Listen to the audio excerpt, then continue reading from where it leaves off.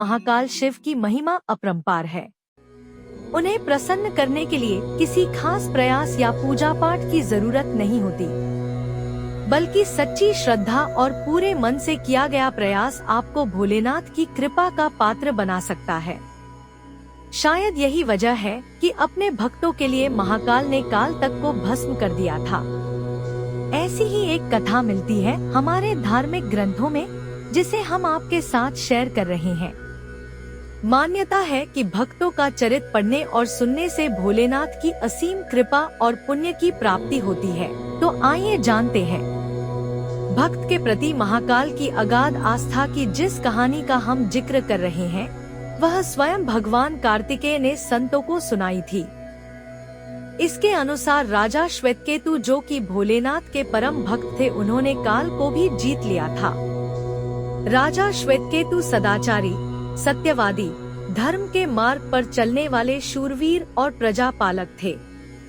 वह अत्यंत ही निष्ठा और प्रेम भाव से प्रजा का पालन और अगाध आस्था और श्रद्धा भाव से शिव भक्ति करते थे। उनके इस भक्ति भाव से महाकाल अत्यंत प्रसन्न थे।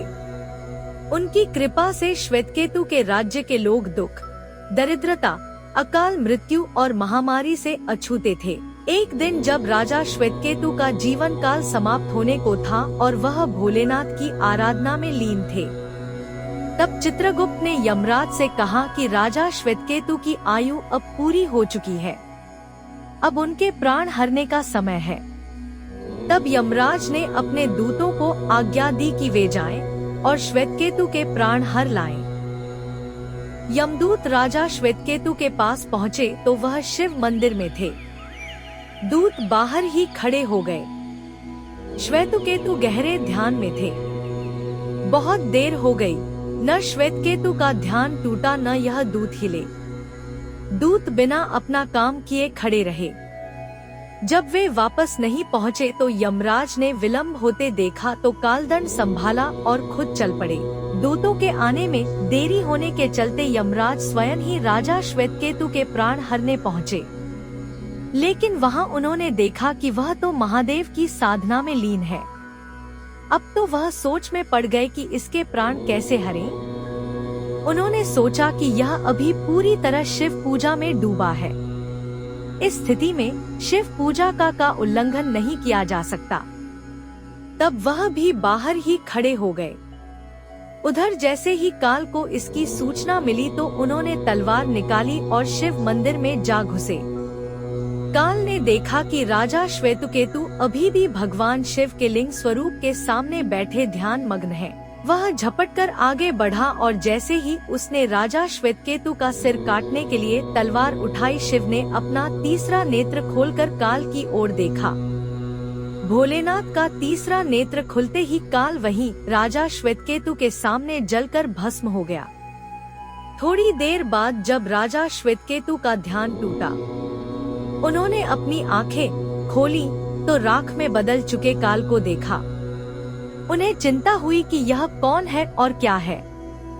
श्वेतकेतु ने भगवान शिव से पूछा, हे भोलेनाथ, ये किसकी राख है? इसे किसने और क्यों जलाया? तब भोलेनाथ ने बताया कि यह काल था जो कि तुम्हारे प्राण हरने आया था। राजा श्वेतकेतु ने कहा कि हे महाकाल, यह तो आपकी ही आज्ञा से तीनों लोक में विचरता है, लोक को नियंत्रण में रखता है। इसी के भय से तो लोग पुण्य कार्य करते हैं। आप इन्हें अतिशीघ्र जीवन दान दे दें। शिवजी की कृपा से काल जी उठा और उसने उठते ही श्वेतकेतु को अपने गले से लगाकर बोला, राजा, तुम जैसा तो तीनों लोकों में कोई नहीं है। तुमने तो अजय काल को भी जीत लिया। जीवनदान पाकर काल और यमराज ने कहा कि ऐसे जातक जो शिवजी के परम भक्त हैं, सच्चे मन और पूरी श्रद्धा से महाकाल की पूजा में लीन रहते हैं, सिर पर जटा और गले में रुद्राक्ष पहनते हैं, विभूति का त्रिपुंड ललाट पर लगाते और पंचाक्षर मंत्र का जप करते हैं, उन्हें कभी भी अकाल मृत्यु का ग्रास नहीं बनना पड़ेगा। कथा के अनुसार इस आशीर्वाद के बाद श्वेतकेतु ने लंबे समय तक राज किया और फिर महाकाल की कृपा पाकर उनमें ही विलीन हो गए।